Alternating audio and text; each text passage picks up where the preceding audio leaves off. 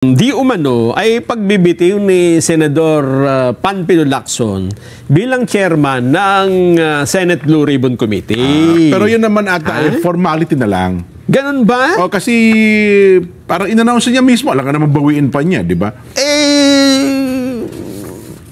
Ang sabi niya kasi, since all chairperson of the Senate committees are elected by our peers, Oo. I serve at the pleasure of my colleagues. Okay. Ayan. Particularly the members of the majority, rightly or wrongly. Okay. When a quite number of them have expressed disappointment over how I'm handling the flood control project anomalies, I thought it's time for me to step aside in favor of another member who they think can handle the committee better. Ayun.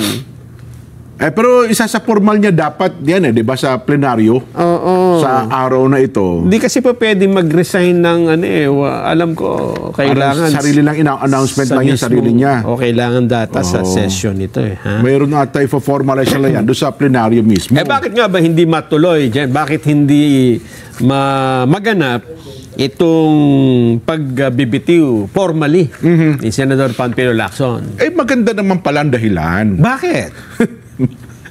Ang ganda ng latag. Maganda naman pala ang dahilan. Anong dahilan? Meron pang higit na mas mahalaga na dapat pong unahin ang Senado. Ano yan? Ito po ay ang pagtutok nila sa atin pong pambansang budget. Mabuti na lang may budget deliberation. Yan. Kung hindi ay hahanapin talaga. Isang linggo daw po sila ngayong nakatutok.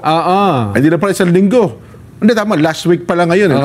Magbe-break sila. Isang linggo. Isang linggo po silang nakatutok na ang pagtutuunan po ng pansin ay ang national budget. So ito ba napakaganda naman pala. Ito